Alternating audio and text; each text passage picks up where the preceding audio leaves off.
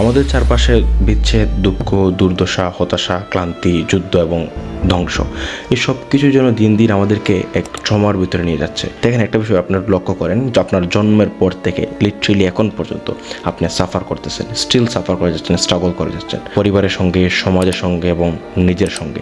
এই সব কিছু যেন আপনার মাথার ভিতর একটা প্রশ্ন এনে দেয়, তাহলে আমরা পৃথিবীতে আসলাম কেন?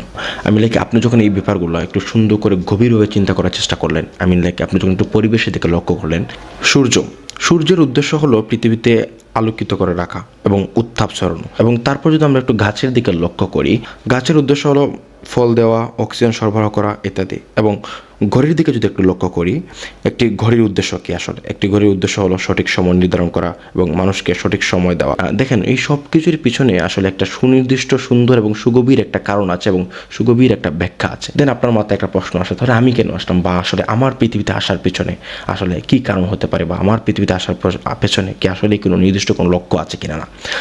আপনি যদি মুসলমান হন, তাহলে এই প্রশ্নটা আপনার হাতের মুঠোয়। আল্লাহ তাআলা যতগুলো গুণ আছে তার মধ্যে একটি হচ্ছে সৃষ্টি করা। তিনি মূলত প্রতিনিয়তই সৃষ্টি করছেন।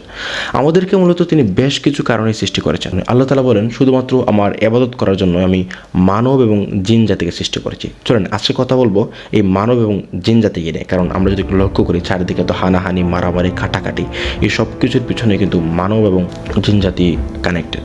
আমাদের সৃষ্টি করার আগে আল্লাহ পাক ফেরেশতাদের বলেছিলেন, নিশ্চয়ই আমি জমিনে একজন খলিফা বা প্রতিনিধি সৃষ্টি করব।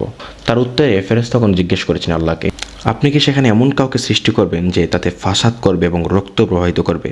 আর আমরা তো আপনার প্রশংসায় তাসবিহ পাঠ করছি এবং আপনার পবিত্রতা ঘোষণা করছি। তবে আল্লাহ বললেন, আমি যা জানি তোমরা মূলত তা জানো না। অর্থাৎ আমরা বলতে পারি আল্লাহর 8-10টা সৃষ্টির মতোই আমরা সাধারণ কোনো সৃষ্টি নই। অনেকে মনে করেন আমরা পৃথিবীতে এসেছি অন্য প্রাণীর মতোই কিছু সময় বেঁচে থাকার জন্য। আমরা যেহেতু আখিরাতে বিশ্বাস করি, আল্লাহকে বিশ্বাস করি, সুতরাং নামাজ, রোজা, জিকির, আজকার, ধ্যান, জ্ঞান ইত্যাদি করে কোনো রকম জীবনটা পার করে দিলে আমাদের উদ্দেশ্য অর্জন হয়ে যাবে। এটা করে আমরা অনেকে জান্নাতে যেতে চাই। তবে আমাদের এই ধারণা সম্পূর্ণ পরিপূর্ণ নয়। আল্লাহ খুব স্পষ্ট করে জানিয়েছেন, আমি পৃথিবীতে আমার খলিফা অর্থাৎ প্রতিনিধি সৃষ্টি করব। সুতরাং আমাদের প্রকৃত পরিচয় হচ্ছে আমরা এই পৃথিবীতে আল্লাহর খলিফা বা প্রতিনিধি, ইংরেজিতে যাকে বলে রিপ্রেজেন্টেটিভ। আর এই মহাবিশ্বে যা কিছু আছে সব কিছুই আল্লাহ পাক আমাদের জন্য সৃষ্টি করেছেন।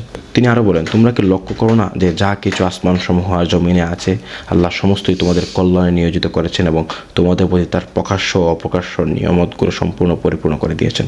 আমরা বুঝতে পারলাম আল্লাহ পাক কেন আমাদেরকে মূলত পৃথিবীতে সৃষ্টি করেছেন। আল্লাহ আমাদের আগেও স্বাধীন চিন্তা শক্তি দিয়ে আরও একটা জাতি পৃথিবীতে তিনি মূলত প্রেরণ করেন, তার নাম হচ্ছে জিন, এবং তাকে বিশেষ কিছু শক্তি দান করেন বা ক্ষমতা দান করেন। ইবলিশের অনুসারী কিছু কিছু জিনেরা সেই শক্তির বা ক্ষমতার অপব্যবহার করে তারা মানুষকে আল্লাহ থেকে দূরে সরিয়ে নেয়, যেন তারা আল্লাহর আনুগত্য লাভ না করতে পারে, যেন তারা আল্লাহর প্রিয় বান্দা না হতে পারে। মানুষ এবং জিন এই দুই জাতির স্বাধীন চিন্তা শক্তি আছে সিদ্ধান্ত গ্রহণের স্বাধীনতা। আর এই দুই জাতির জন্যই রয়েছে বিচার দিবস, জান্নাত এবং জাহান্নাম। ইসলাম নিয়ে ভালো করে জানতে হলে, বুঝতে হলে, শিখতে হলে এবং আমল করতে হলে আপনাকে ইসলাম নিয়ে রিসার্চ করতে হবে বা ইসলাম নিয়ে গবেষণা করতে হবে এবং জানতে হবে। সো আমার হাতে আজকে যে বইটার উপর আমি আলোচনা করছি সেটা হচ্ছে এইটা, ইসলাম আসলে কি, লিখেছেন আবিদ এইচ রাহাত। বইটা মূলত পাবলিশ করেছে অনুজ প্রকাশনী থেকে এবং বইটা চাইলে আপনারা সংগ্রহ করতে পারেন।